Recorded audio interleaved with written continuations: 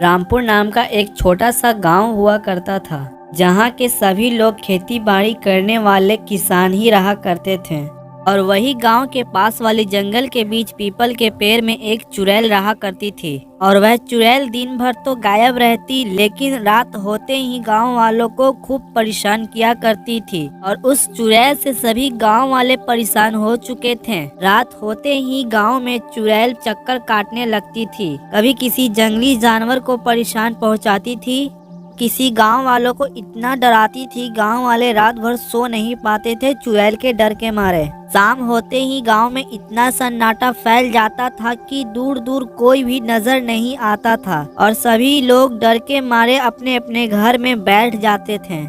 एक दिन चुड़ैल से परेशान गांव के लोग ने एक बहुत बड़ा बाबा को गांव में बुलाया और उनसे अपनी समस्या हल करने की गुजारिश की। और सभी गांव वाले बाबा को उस पेड़ के पास ले जाते हैं जहां पर चुड़ैल रहती है। और बाबा अपने मंत्र से उस चुड़ैल पर काबू पाने की बहुत कोशिश करते हैं, लेकिन वह चुड़ैल बाबा के हाथ में नहीं आती। और अंत में बाबा चुड़ैल पर काबू पाने की एक तरकीब निकाल लेते हैं और सभी गांव वालों से कहते हैं, यह चुड़ैल केवल रात के अंधेरे में निकलती है। इसका अर्थ है कि इसके दिन के इंजोलों से डर लगता है और रोशनी के सहारे चुड़ैल से छुटकारा पाया जा सकता है। और बाबा की बात सुनकर सभी गांव वाले मिलकर एक योजना बनाते हैं। और रात होते ही चुड़ैल गांव में आती है तो सभी गांव वाले हाथों में मसाल लेकर चारों तरफ इंजोला कर देते हैं। और रोशनी देखकर चुड़ैल डर के मारे पेड़ की ओर भाग जाती है।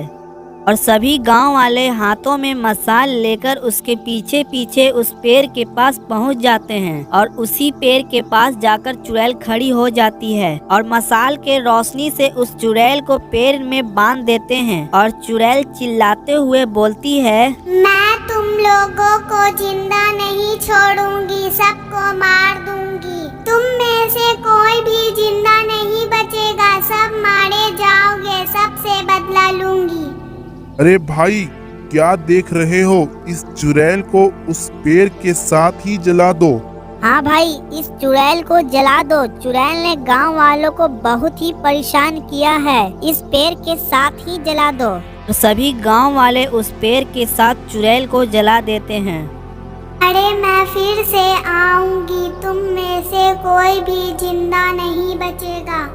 और इसी तरह गांव वालों को चुड़ैल से छुटकारा मिल जाता है। इस कहानी से हमें ये शिक्षा मिलती है कि समस्या कैसे भी हो, अगर दिमाग का प्रयोग करेंगे तो किसी भी समस्या को हल किया जा सकता है।